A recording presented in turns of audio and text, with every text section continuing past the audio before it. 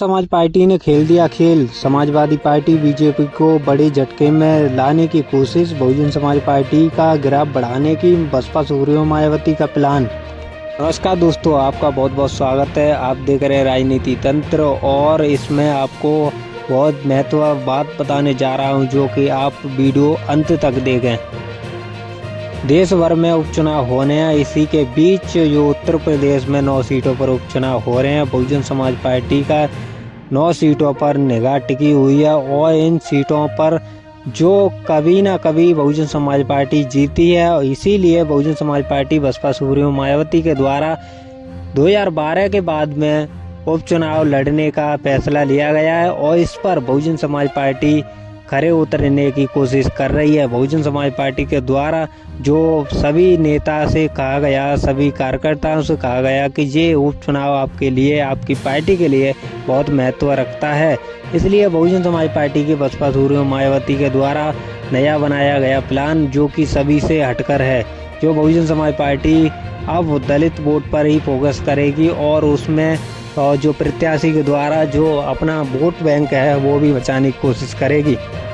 वैसे तो सभी पार्टियों ने अपनी कमर कस ली है। उपचुनाव यूपी के अंदर होना है और 9 सीटों पर उपचुनाव हो रहे हैं। इसी में भाजपा और सपा के बीच भी टक्कर दिखाई जा रही है। इसमें बहुजन समाज पार्टी का जो कि दरकिनार किया जा रहा है, लेकिन इसमें समीकरण बहुजन समाज पार्टी के भी बन सकते हैं, क्योंकि बहुजन समाज पार्टी कभी ना कभी इन 9 सीटों में से जीती है। इसलिए बहुजन समाज पार्टी का इन 9 सीटों पर भी वजूद है और बहुजन समाज पार्टी के द्वारा इन सीटों पर अपनी प्रतिष्ठा दांव पे लगी हुई है। जबकि बहुजन समाज पार्टी इन सीटों में 9 सीटों में कम से कम कितनी जीतेगी वो तो रियलिटी पता पड़ेगी, लेकिन कयासों के अनुसार लगाया जा रहा है कि इसमें 9 सीटों में से 3-4 सीट तो बहुजन समाज पार्टी के खाते में आ सकती हैं और बाकी की सीटों पर वो अपना समीकरण अच्छा बना सकती है।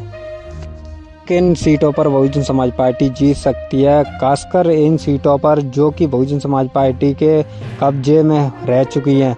कटहरी, फूलपुर, मीरापुर, जो कि ये सीट बहुजन समाज पार्टी कभी ना कभी जीती है। सीसामऊ, करेल पर जो समाजवादी का गढ़ रहता है, उसमें बहुजन समाज पार्टी के द्वारा अवनीश कुमार साक्य को उतारा गया। यहाँ समीकरण बदल चुका है। कुंदरकी, गाजियाबाद और मजबा पे तो बहुजन समाज पार्टी 3 बार जीत चुकी है और इसमें 2017 में हारी थी। उसके बाद में बहुजन समाज पार्टी की ये सीट हाथ में नहीं आई, लेकिन इस पर कड़ा टक्कर दिख रही है बहुजन समाज पार्टी के। दीपक तिवारी हैं यहाँ पर और ये यहाँ पर बहुत ज़्यादा इनके द्वारा प्रचार किया जा रहा है और इनकी सीट निकल सकती है।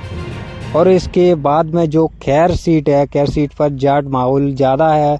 जो जाट समीकरण बनता है तो बहुजन समाज पार्टी के द्वारा उन सबको सोच विचार कर जो नेता और प्रत्याशी उतारे गए हैं, उसके द्वारा बहुजन समाज पार्टी का खैर सीट पर भी समीकरण बन सकता है।